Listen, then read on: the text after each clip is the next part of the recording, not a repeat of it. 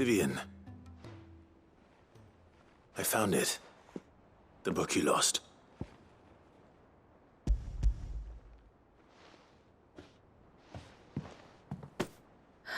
You found it. Thank you, Clive. Even though I asked this of you, I was not entirely sure it would be possible. I feared the executors had seized every copy. I met with one of these executors, and I convinced him to let me keep it. He told me something. That the truth is just a matter of collective belief. And that if enough people believe a lie, that lie becomes the truth. It does. But it also means that the truth is not immutable. That it can be changed. Provided that those who wish to change it can convince enough people that their perspective is the correct one. As the sad history of the bearers proves. You said that the book inspired you to become a scholar. It did. Or its author, rather. She was a heretic, you see. A firebrand and a dissenter. A gallows stood ready for her in every corner of the realm. And by shunning society, or perhaps being shunned by it, she stumbled upon a truth so potent that an entire realm trembled at the prospect of its utterance. I, too, have always felt somehow set apart from the world of men. A stranger to my own species. She taught me that my solitude was not a curse, but a gift. And that, though my journey to the truth might be a lonely one, what I found at my destination would be more than worth the cost. Do you still feel that way? That you're not one of us? Honestly, I'm not entirely sure anymore. Since coming to the hideaway, I find my thinking somewhat clouded. Perhaps the result of studying mankind from a rather closer perspective than I had intended. But the more I study, the more I find value in this perspective. In looking not from the outside, but from within.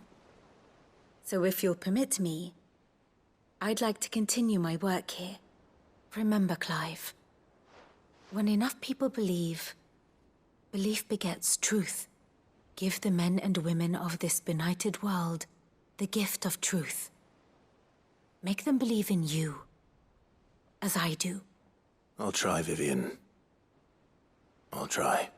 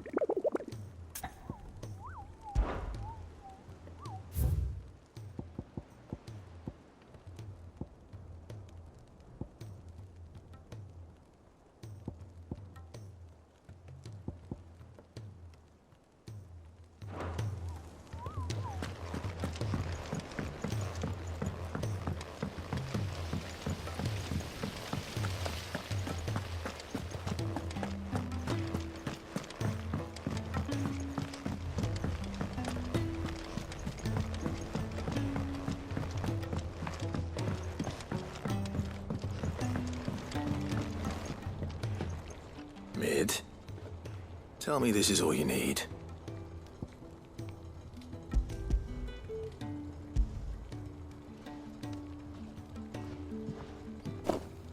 Aw, you make it sound like I asked you to save the world or something. Tell me this is all you need.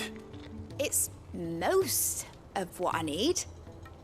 After you left, I went over the figures again, and I realised I'd forgotten a 1 and a 0. And a cogwheel. Just a tiny one. Though, that's the problem. Gears that small are a bastard to make, and I may have lost the one Blackthorn spent a fortnight toiling over. Wait. The children. When they took apart your scales, there was a tiny brass gear. Now that I think about it, they didn't use it when we put the scales back together. The young'uns? But why would they... You know what? I don't want to know. I'll keep working on the model. You go and find that cog.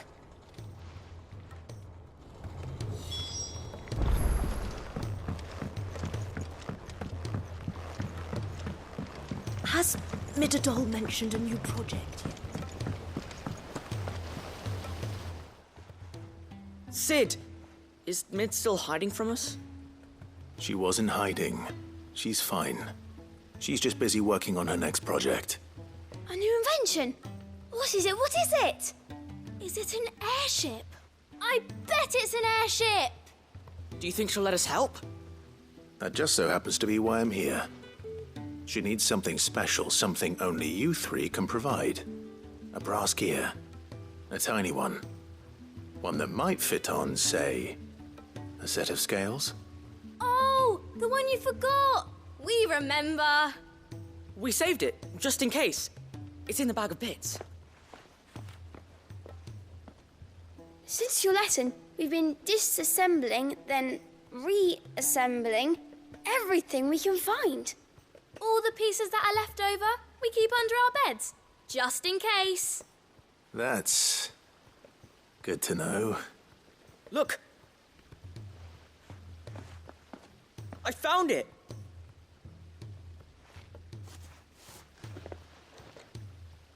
Is that all? Just the gear?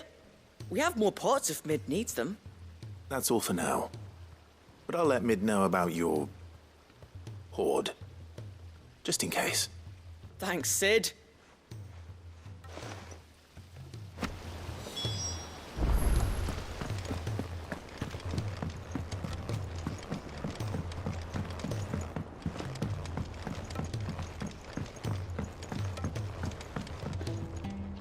Well, did they have it?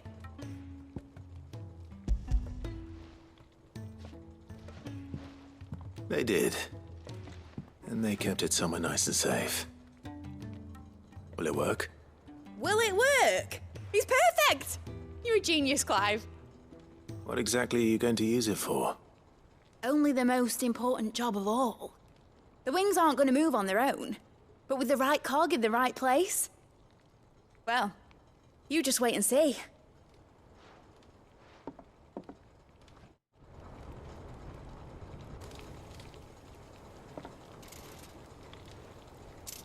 That should do it.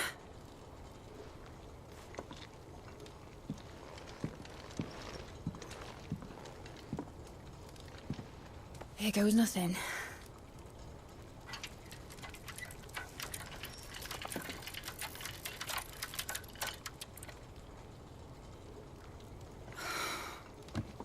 Titan's tits.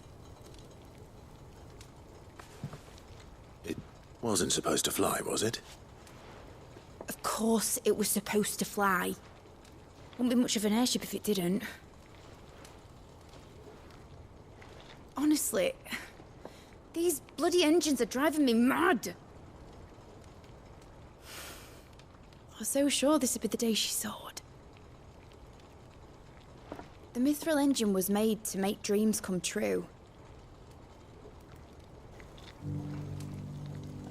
But maybe this is one dream the world's better off without. Show folk how to take flight and it won't be long till they're raining death down on each other. People will lose their homes, children, their mums and their dads. Like I lost mine. I'm sorry. So am I, Clive. So am I. Sorry that I have to choose. Do I follow my head, or do I follow my heart?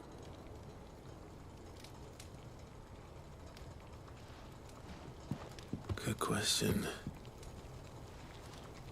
The first time I stood on the deck of your ship, felt the wind in my hair.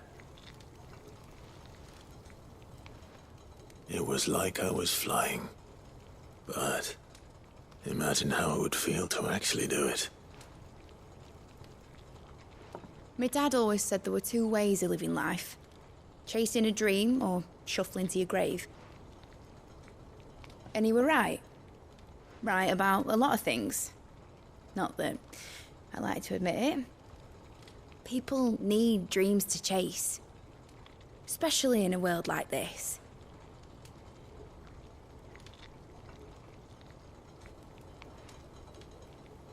Right. When this is over, I'm gonna take all my mithril engines to Zemeckis and sling them over the edge. I won't have my dream end up turning into someone else's nightmare. But all that hard work... All that hard work will not be used for war, Jamie. But it ain't like it'll be gone. Tell me, Clive, have you ever been on a treasure hunt? Not since Joshua and I were boys. Why do you ask?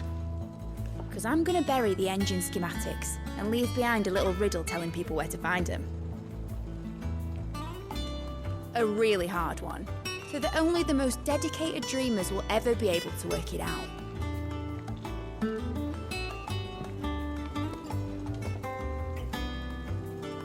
Ooh, I can picture it now. Some daft general squinting at the words with a gormless expression on his mug. Like that one, yeah.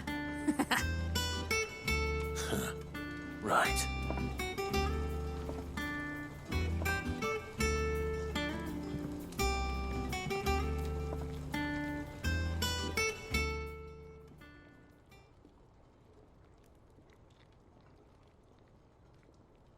Of course, if I'm putting this engine at the end of a treasure hunt, I'll still need to make it a treasure worth hunting for. Won't be much of a prize if it couldn't even make a toy boat fly after all. My dad always said, dream big. But it ain't the size of a dream that's important, is it, Clive? Only that it's a good one. And I reckon I've got a fair few good uns left in me. I'm sure you do.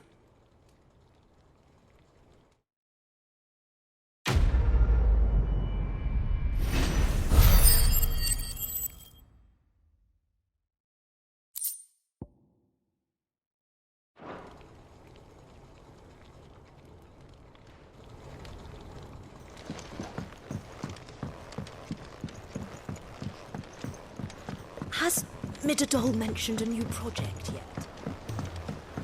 Whatever should I write next?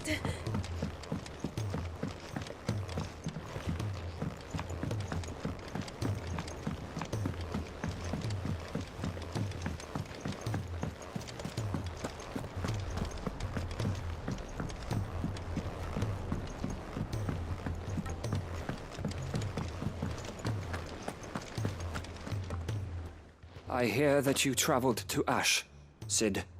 Did you by any chance recover the names of my fallen friends? I did. Yes.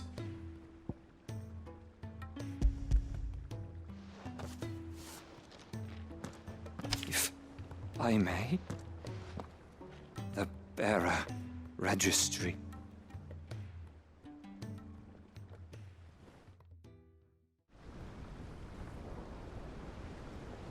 The director was a brutal man. He got no worse than he deserved.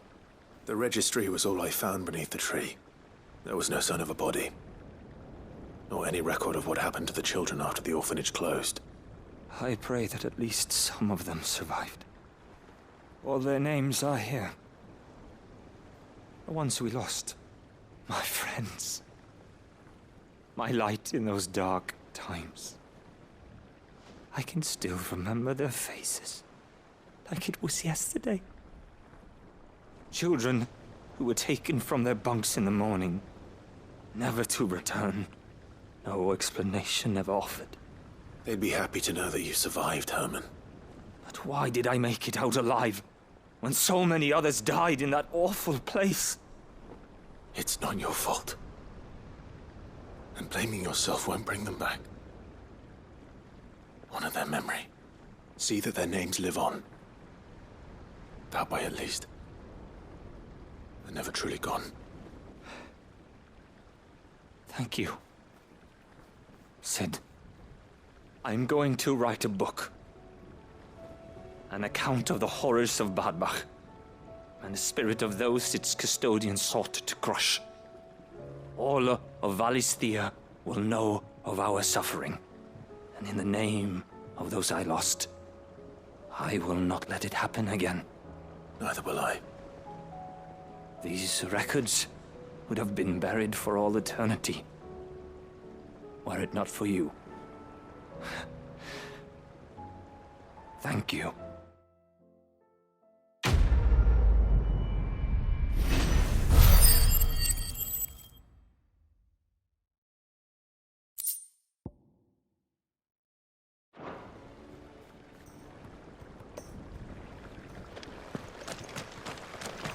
Do you suppose it's magic keeping the thing afloat? What else could it be?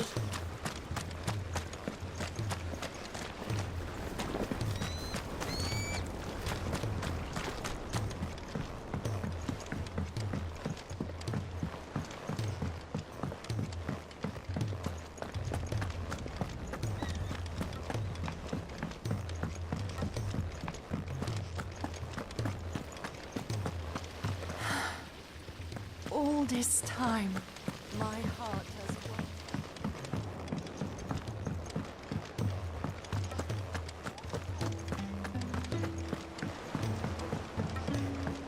won. You should have. Welcome back, Sid. Welcome back, Sid. Yes. Welcome back. Trip wasn't too much of a pain in the arse, I hope. Truth be told, it was me who suggested roping you in to help with the trial. But from what I hear, things didn't go quite as planned. No, they most certainly did not.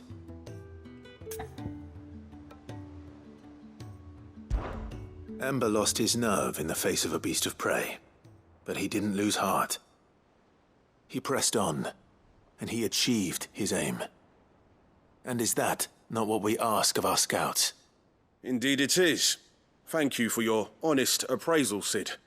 The fact remains, however, that Ember will not always have a battle-hardened warrior on hand to pluck him from the jaws of peril. All I have gleaned from this trial is that without someone watching his back, Ember is little more than a liability. Wait, Sergeant. Ember still has much to learn, it's true. And this time he was found wanting. But I'd say he's due a second chance, nonetheless.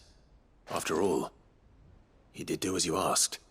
With a bit of hard work, any hand can be made to hold a blade, and any mind can conquer its fears. But a scout's nose is different. You've either got one, or you ain't. And by sniffing out that log, young Ember here has shown he has a conk and a half. Wouldn't do to waste it now, would it? Fine. One more chance. I'll do whatever you ask. I'll spend my days and nights in the pit if I have to. I'll show you. Just you wait. Daft as a brush, that one. But his heart's in the right place. Just like someone else we know. And if you ask me, we've been leaning on him for far too long. That time the Cursebreakers took some of the weight off his shoulders, I reckon. It couldn't hurt. Just don't tell Gav I said so, will you? I won't have him thinking he's been hard done by. Next thing you know, he'll be asking for a day off. Chance would be a fine thing. Back to work. Forgive me, Sid. This did not play out as I expected. Things rarely do these days. But that's why we need men like Ember more than ever. Men who can make the best out of a bad situation. Remember that. I will, Sid. Thank you.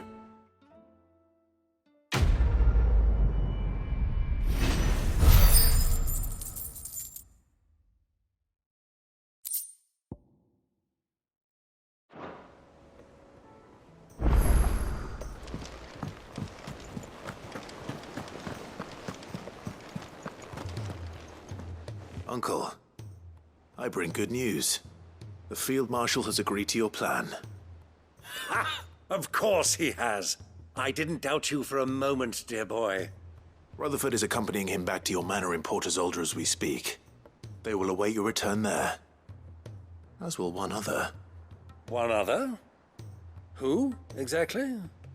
Lord Havel was concerned that even if he could get the realm's armies to agree to an accord, he might not be as successful in convincing those with political power. He asked if I might have a solution, and I suggested a certain Imperial Lord Magistrate turned Liberator. One of your co-conspirators? Master Quinton would probably call me one of his, but yes. Another outlaw, then. Just the thing we need to put these rotten politicos in their places. Good thinking, Clive. I'm glad you approve. The more the merrier, eh? Uncle, assuming Havel and Quinton can solve our problem with the armies, you still haven't mentioned how we might manage the grain shortages. Oh, don't you worry, my boy. The 7 high houses will be seeing to that. They have all agreed to make the most generous of donations. Oh, of course, it did take a little persuasion, but luckily I had some unexpected help. From who? Why, you, my boy. Rumor has it that you rescued the Lady Ariane's head steward Rockford from a horde of bloodthirsty bandits. It was more of a handful. Well, the old battle-axe was so pleased. She had a shipload of talents delivered to my private docks by the next new moon. And when the other houses saw the parsimonious old crone's purse strings finally loosen, they as good as tripped over themselves in the rush to follow suit. I'm happy to hear it. Now, I must be getting back to the manor. Join us there at your earliest convenience, would you? Of course, Uncle.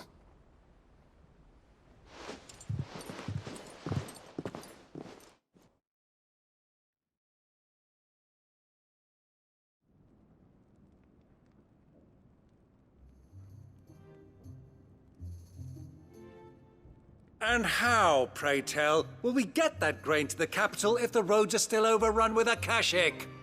You'll find another bloody road. I only have so many men, and I'm not about to send them headlong into an ether flood. That is, unless you'd have them turn as well. Well, I'd certainly eat less. Says the man with a belly bigger than a band of curls. My soldiers actually need their rations. Without any food to keep them going, they'll be dead even before you've sent them on your fool's errand. If I may, gentlemen, perhaps I might suggest an alternative approach.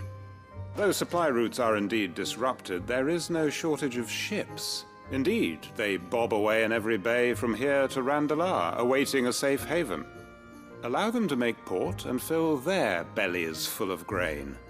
And once those who crowd the cities are fed, ferry the displaced back to the countryside to work the fallow fields.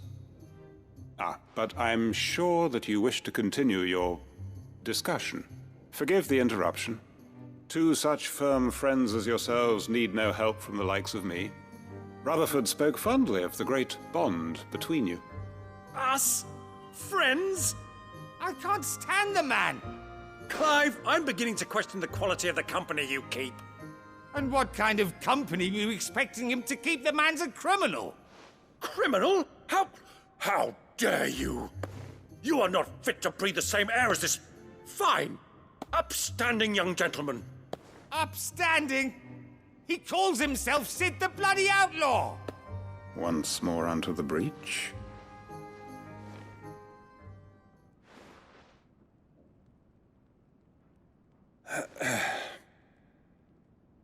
Shall we begin again? What we seek here is not to create a new nation, nor to claim the thrones of those that already exist. We wish simply to bring stability to the realm that mankind might weather the current storm. And to do that, we must convince those in power, the generals, the statesmen, the nobles, that our cause is just. There will be disagreements, yes, and I imagine some resistance, much resistance. But we cannot let that deter us. If we show them the path, show them that we walk it ourselves, then I am confident they will follow.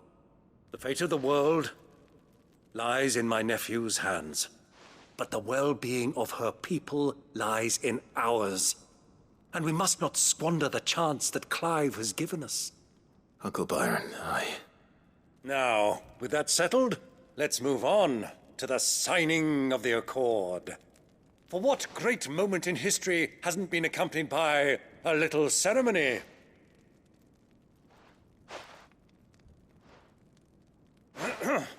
Citizens of Valisthea, I present to you the Triunity. Rutherford, Mike Will.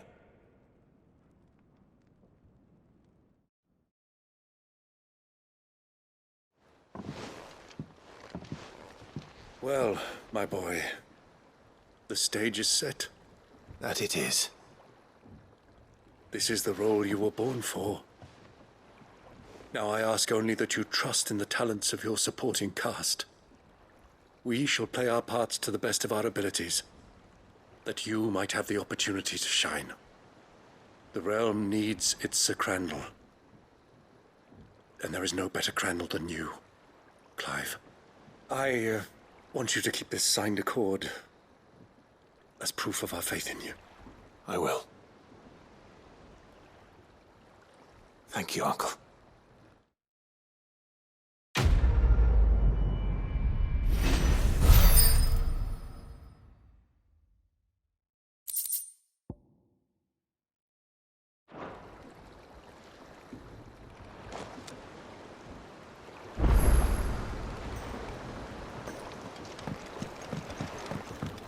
What do you think that thing is? And how the hell is Sid gonna deal with it?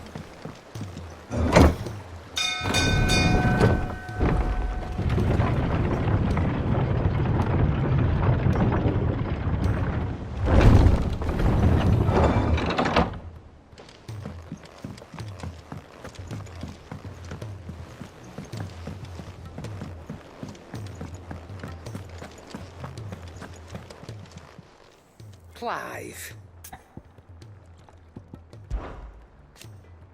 Ta-ra, then. Thank you, Karen.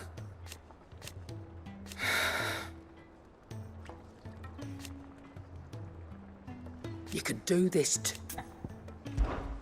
Go on, then.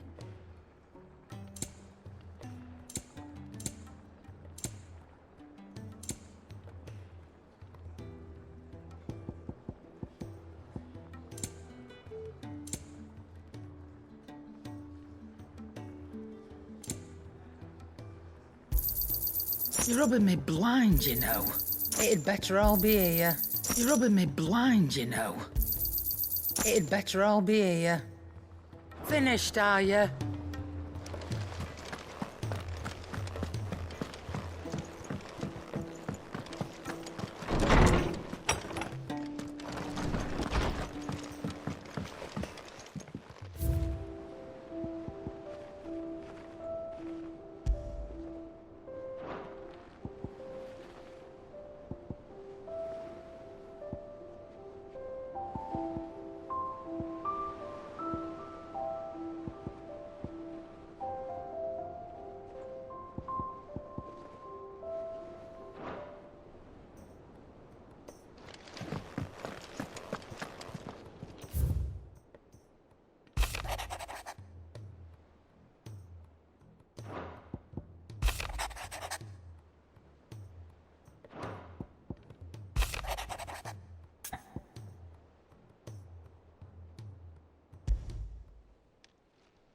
It's usually me making demands of Harpocrates.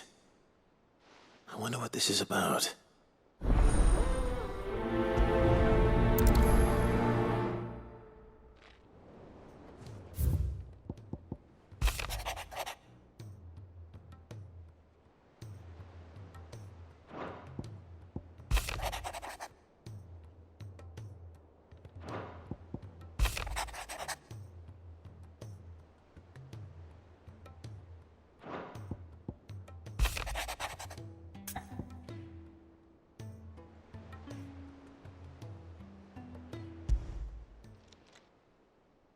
If Joshua's worried about Jill, I should go and speak with him.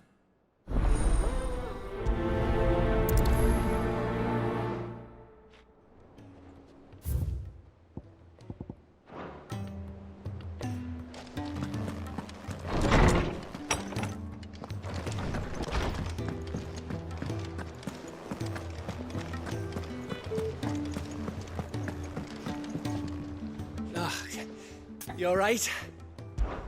Something troubling you? No more than usual. It's just... Etta's baby will be coming soon, and I wanted to make something for it. I'm sure she'd like that. Back in the north, families would always make gifts when a bairn was on the way. Yeah, let the little tykes know they were welcome in their new homes, like. So, what's the problem? Well, the problem is that Etta's due any day now, and I don't know if I'll be ready in time.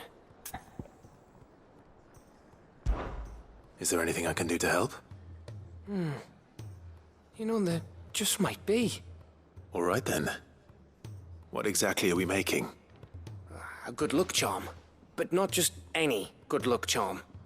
Not just any. No. One made from the feather of a silver chocobo. There's nowt lucky in all the realm, or so we used to say back home anyway. Thing is, they're hard to come by. Had Otto and Karen check with their suppliers, but nothing. I'd try and track one down myself, only... Only the big day is fast approaching. And that's all you need, a feather. That or the bird whose horse it's attached to, aye. I was gonna start by asking around with traveling traders plying the northern borders. Well, there's no shortage of those passing through Martha's. I think I might make that my first port of call. I'll let you know if I find anything. You're a good friend, Clive. I won't forget this.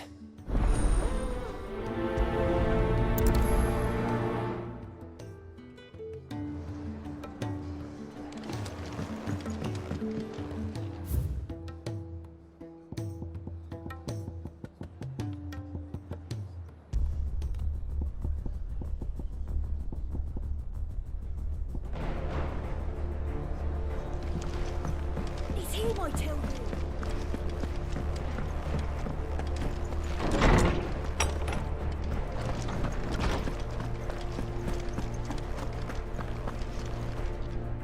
Lawsman Harpocrates. I received your note. Ah, yes. I expect you're wondering what this is all about. You spoke of making amends with Dion. But I can't imagine what for. Then I should begin by telling you that I was once his tutor. This was some years ago, of course, before I joined Sid in his hideaway. At that time, I was counted among the foremost scholars of Oriflamme, and was accordingly invited to the palace to supervise the young prince's education, all to ensure that the future emperor had a firm grounding in, well, everything an emperor should. History, religion, commerce, government. Alas, our time together was cut short when Dion left to join the Dragoons, his studies no longer being deemed necessary. I had not expected to meet with him again, least of all here.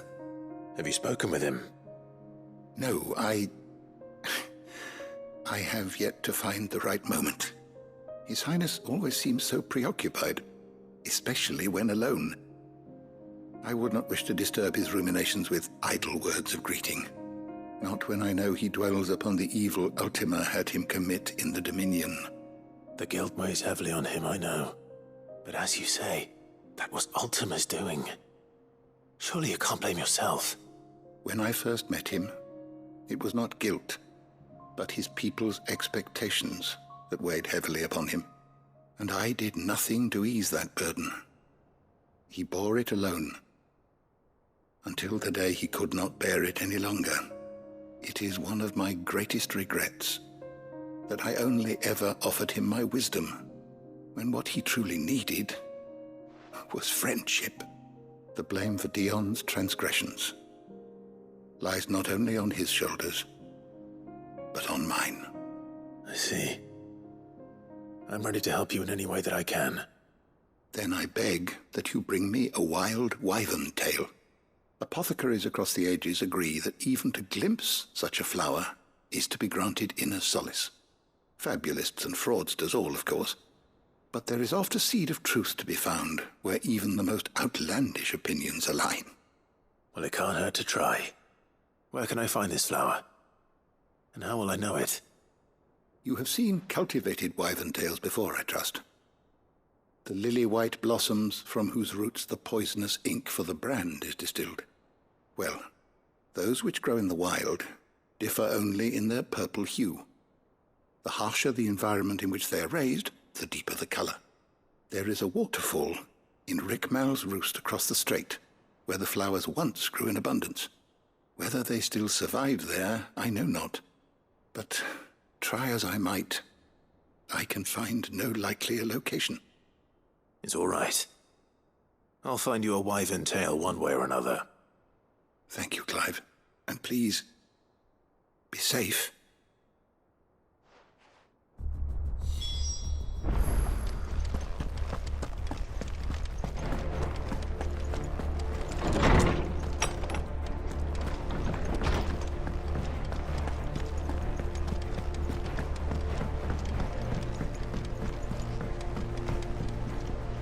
Joshua, I read your message.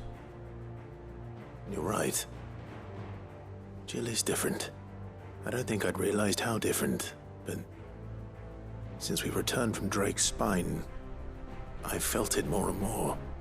I suppose it's not hard to imagine why. She doesn't think she belongs anymore. And that's why we need to remind her she is still one of us. To let her know that we still need her. Now more than ever. That you still need her. But how to do that? When last we were truly close, we were but children. Of course.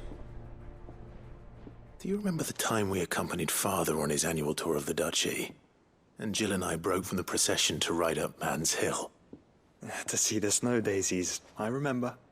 It was the first time Father had allowed us to join him. And when he realized you were missing, he had the entire retinue down to the pot boys combing the countryside. In the rain.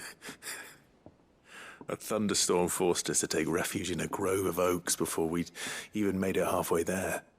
It was the Lord Commander who finally found us, and needless to say, he was none too pleased. Then it seems you and Jill have unfinished business. What do you say? Man's Hill. It's not that far. Oh, true. Though I suspect it is also much changed. Little in southern Rosaria remains as it was when we were children. You're saying I should go and scout the area for bandits? I'm saying we should first go and see if there are actually still any snow daisies left. What would you do without me, Clive?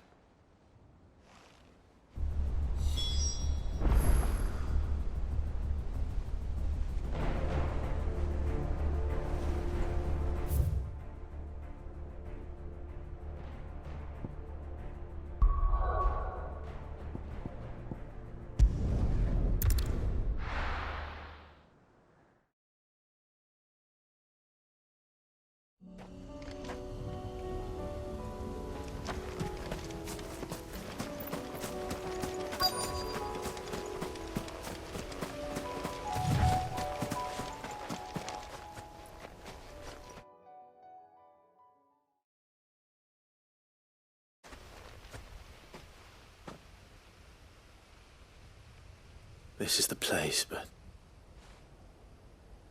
I'm sorry, Clive.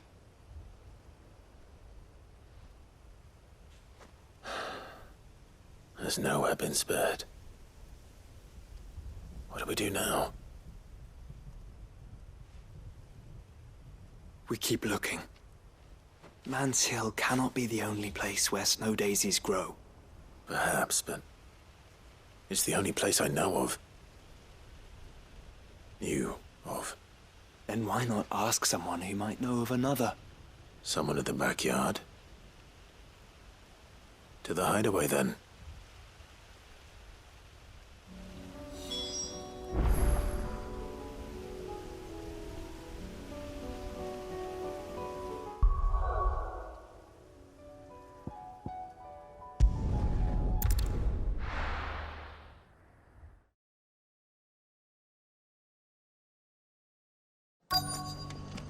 Let's hope one of the merchants here has what Gav needs.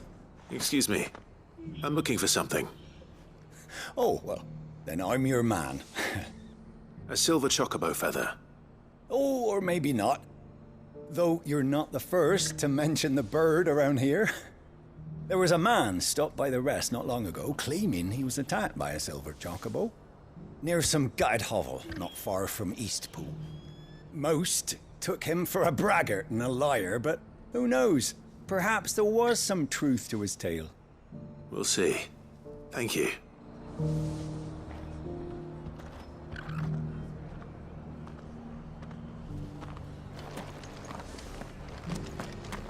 We've got a few rooms going spare now. Oh, this guy can fuck right off.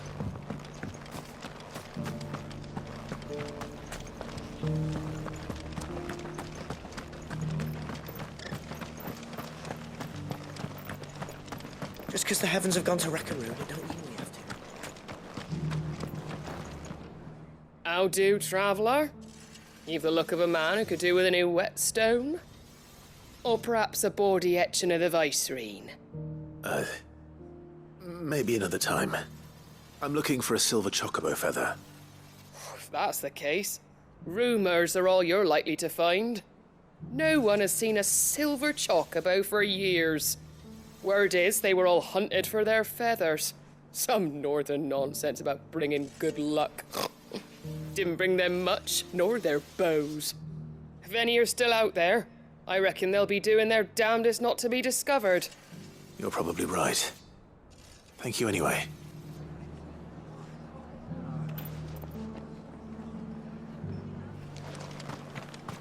I've got greens of all shapes and sizes.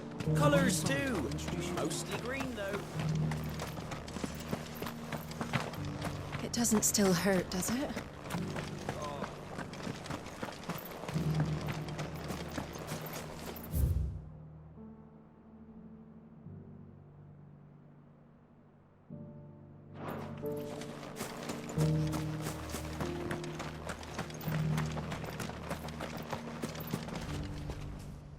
Can I help you with something?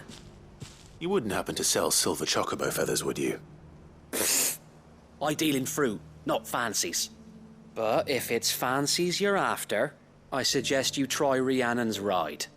Was a silver chocobo seen there? Oh, yes. If you believe the ravings of a madman. It wouldn't be the first time. A silver chocobo sighted in the hills near Rhiannon's Ride. It sounds almost too good to be true.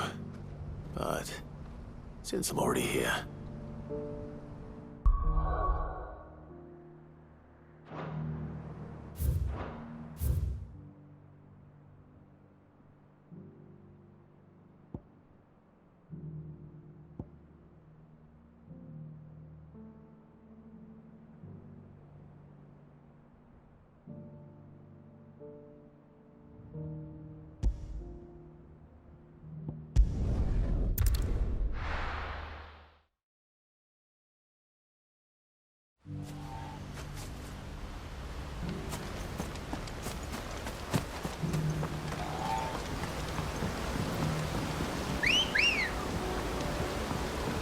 Ready, go?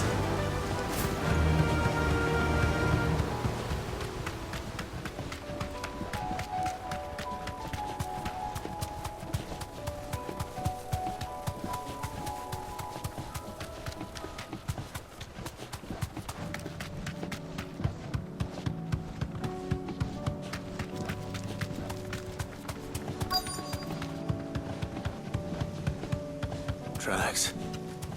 They're not left by bandits for a change.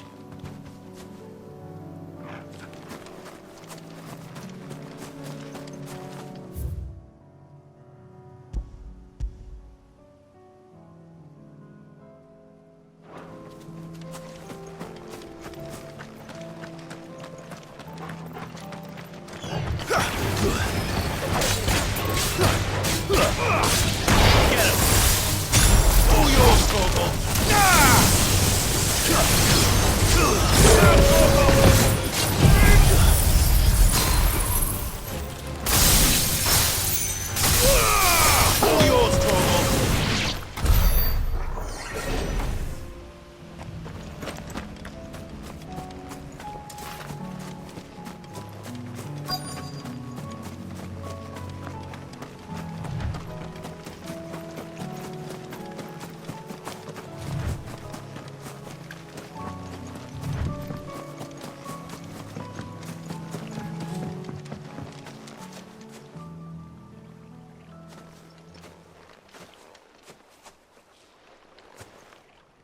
More tracks.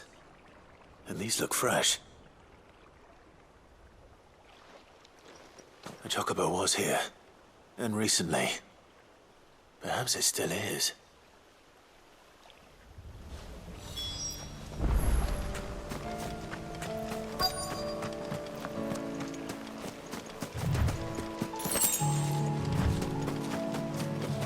I don't hear anything.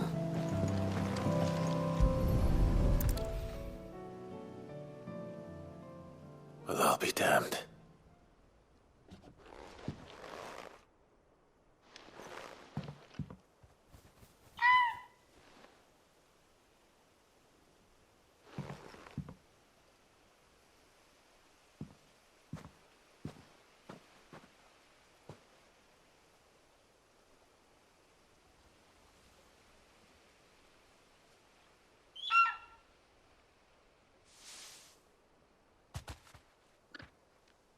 It's all right. I'm not going to hurt you. Just borrowing a feather for my friend.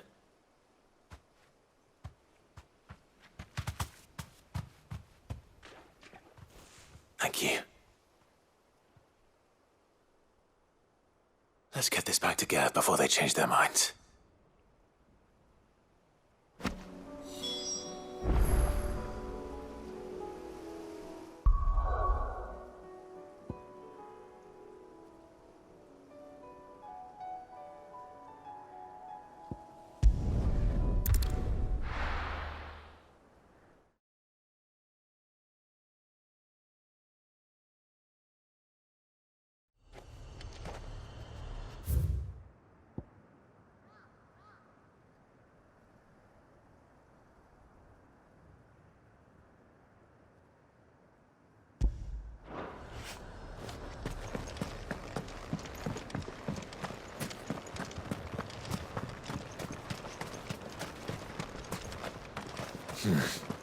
Not here.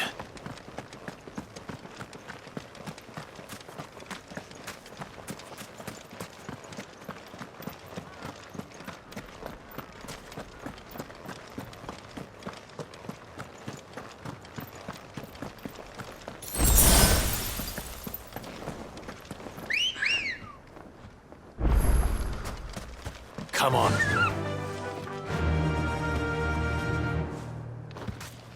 Faster!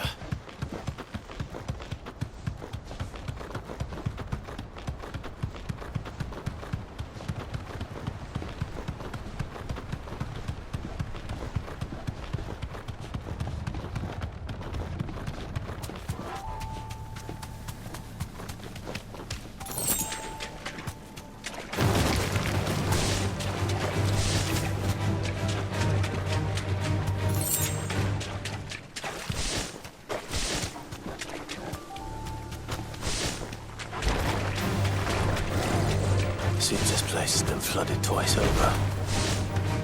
Purple flowers blooming next to a waterfall. Shouldn't be too hard to find.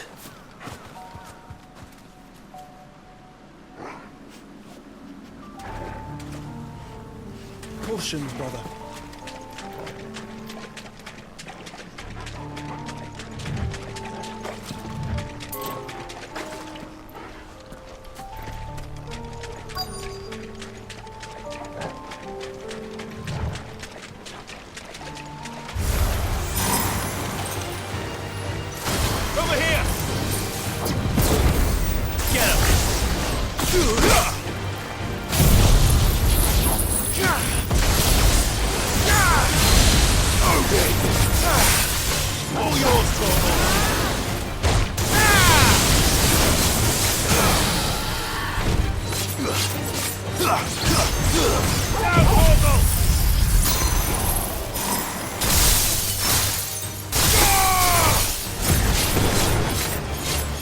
This one! Almost kill!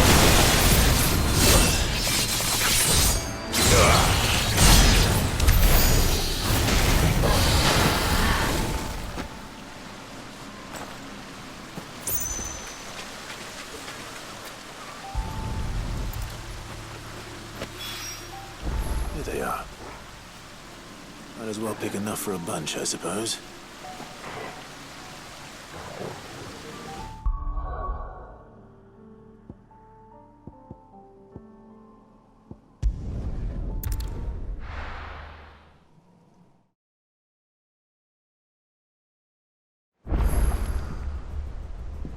Let's hope one of the gardeners knows where to find snow daisies. It was no trouble. Clive, you're back. How'd you get on? Any luck? Any luck, you say?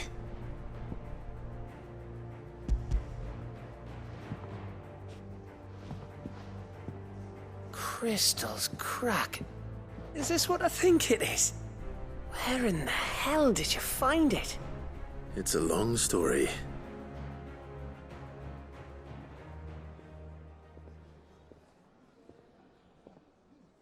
Right there on the road to Eastpool.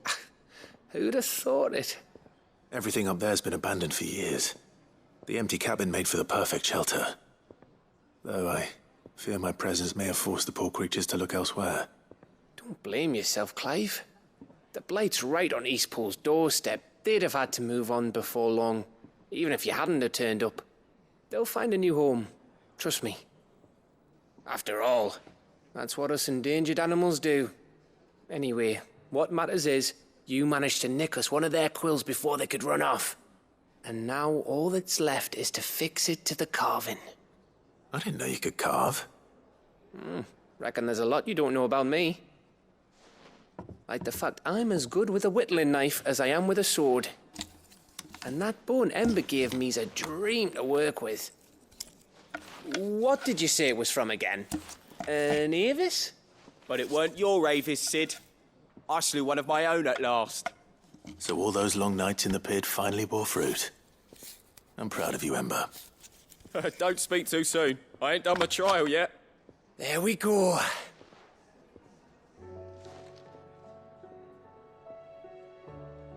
What do you think? I think if you ever hang up your scouting cap, you'll be able to make an honest living. Oh, will I? I should go and see if Ed is awake. Give it my best. You can give it to yourself. Come on.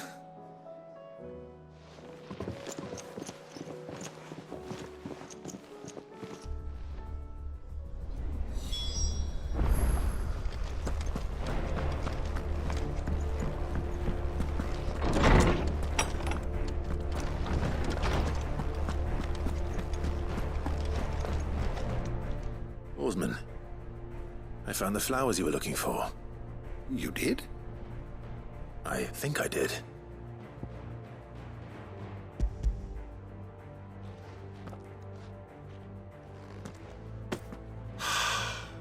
You did indeed. My dear boy, thank you. You wanted to make Dion a gift of one, did you not? Shall I invite him to join us? Oh, I don't... It's no trouble. I'll go and fetch him.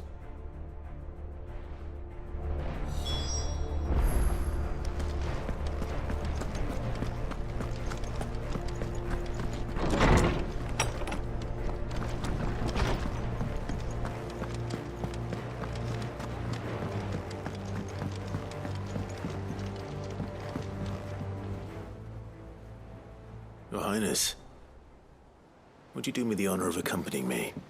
No. It is time, then. No. Only to the shelves. Our lawsman has something he'd like to give you. Master Harpocrates. No. I dare not show my face before him. Not after everything I have done. I have taken countless innocent lives. And ruined countless more. All because I was weak. I have sworn to atone for my crimes or die in the attempt. But were I to meet with him again, and see in his eyes what I have become, I fear that my resolve might falter. Then that is all the more reason to do it. Test your resolve. Prove to yourself and to him how strong it truly is.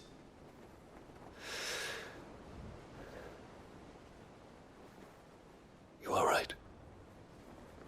I must, at the very least, offer him my gratitude. Very well, then.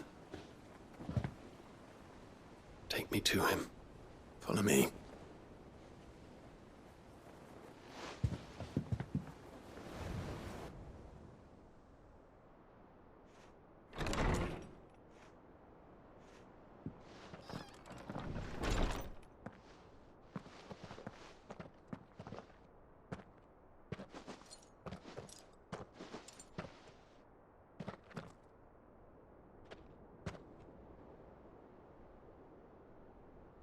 Even now, I hesitate to approach him.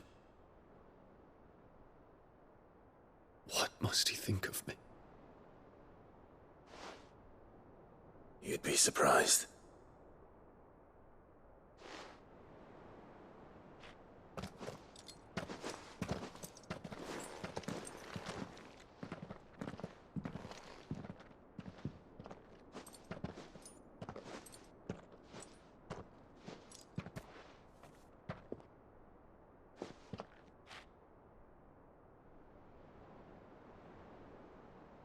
Master Harpocrates, pray, accept my apologies for leaving your tutelage before my studies were complete. Your lessons opened my mind to a world quite unlike the one I had imagined from within the gilded confines of the palace. And I shall be forever grateful for the efforts you made to enlighten me. Lift up your head, Your Highness. The deeds of youth require no apology. That you took the time to visit me says much about the man you have become. Now, there is something I would like to show you.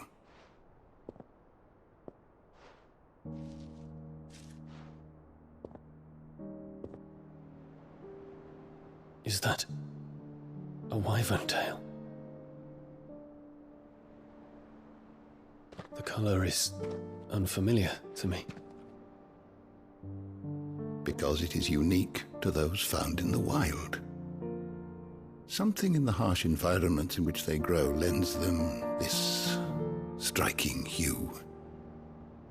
Their roots are indistinguishable from those of their hothouse cousins, but once they bloom, the difference is immediately apparent. In this flower, I see you, Your Highness. Its roots were the roots of a wyvern tail, with all that implies. But they do not define it, just as yours do not define you.